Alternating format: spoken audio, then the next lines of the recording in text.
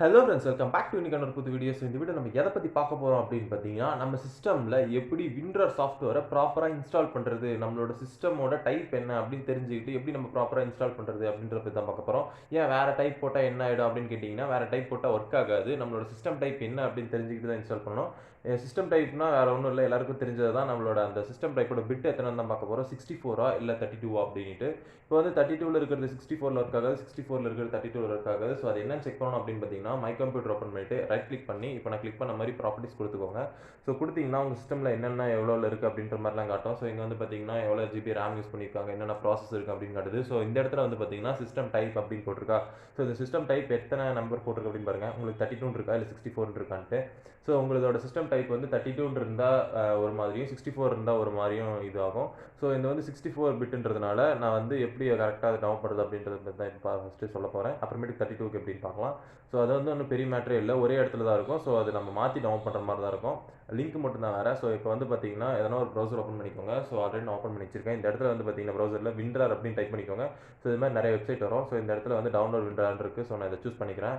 So இதை click பண்ண உடனே, சாரி எனக்கு நெட்டு கொஞ்சம் லேட்டாக இருக்குது, அதனால தான் பிரச்சனை. இப்போ வந்து பார்த்தீங்கன்னா எனக்கு டிஃபால்ட்டாகவே 64 அப்படின்றதுனால இது ஆட்டோமேட்டிக்காகவே எனக்கு 64ன்னு வந்துடும். ஸோ இது வந்து இங்கிலீஷில் தான் எப்பயுமே டிஃபால்ட்டாக கொடுத்துருப்பாங்க. ஸோ நீங்கள் உள்ளே வந்தோடனே இதை கிளிக் பண்ணி டவுன்லோட் பண்ணிக்கலாம். இல்லை எனக்கு இது வேணாம், என்னோட ஃப்ரெண்டு இது வந்து பார்த்தீங்கன்னா 32 பிட்டு, ஆனால் இது 64 எனக்கு யூஸ் பண்ணல, என் ஃப்ரெண்டுக்கு தான் அப்படின்னு பார்த்தீங்கன்னா நீங்கள் இதை அப்படியே லைட்டாக ஸ்க்ரால் டவுன் பண்ணி வந்தீங்கன்னா இங்கே கீழே நிறைய கொடுத்துருப்பாங்க.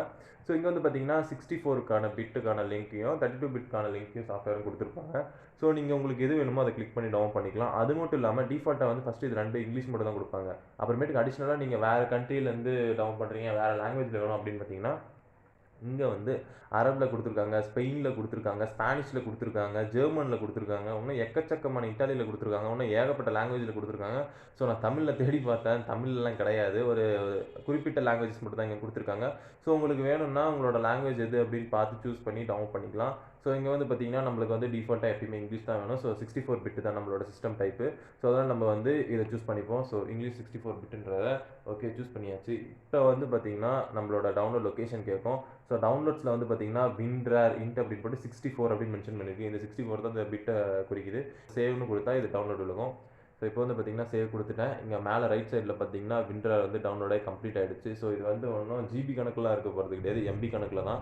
ஸோ இப்போ வந்து பார்த்தீங்கன்னா நான் வந்து மை விண்டோ ஓப்பன் பண்ணிக்கிறேன், சாரி விண்டோ பேஜ் ஓப்பன் பண்ணிக்கிறேன். ஸோ திஸ் பிசி ஓப்பன் பண்ண உடனே இந்த இடத்துல வந்து பார்த்தீங்கன்னா டவுன்லோட்ஸுக்கு போங்க.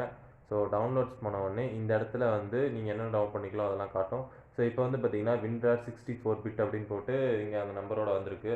ஸோ இதை நீங்கள் ரைட் கிளிக் பண்ணி இங்கே ரன் அட்மினிஸ்ட்ரேஷன் கிளிக் பண்ணிக்கோங்க. ஸோ ஆல்ரெடி இது என்கிட்ட இருக்குது. ஸோ திரும்ப உங்களுக்காக ரீஇன்ஸ்டால் பண்ணி காட்டுறேன். இப்போ வந்து பார்த்தீங்கன்னா ரன் அட்மினிஸ்ட்ரேஷன் கொடுக்குறேன். ஸோ கொடுத்த உடனே எஸ் கேட்கும், நீங்கள் எஸ் கொடுத்துக்கோங்க. நீங்கள் சிஸ்டமுக்கு பாஸ்வேர்ட்லாம் போட்டு வச்சுருந்தீங்கன்னா பாஸ்வேர்ட் ப்ரொடெக்ஷன் கேட்கும். ஸோ இப்போ வந்து பார்த்தீங்கன்னா எஸ் கொடுத்துக்கிறேன். ஓகே எஸ் கொடுத்தாச்சு. இப்போ வந்து பார்த்தீங்கன்னா சி ப்ரோக்ராம், இப்போ வந்து இது நீங்கள் எந்த லொக்கேஷனில் வந்து இதை வந்து இன்ஸ்டால் பண்ணுறீங்க அப்படின்ற மாதிரி கேட்குறாங்க.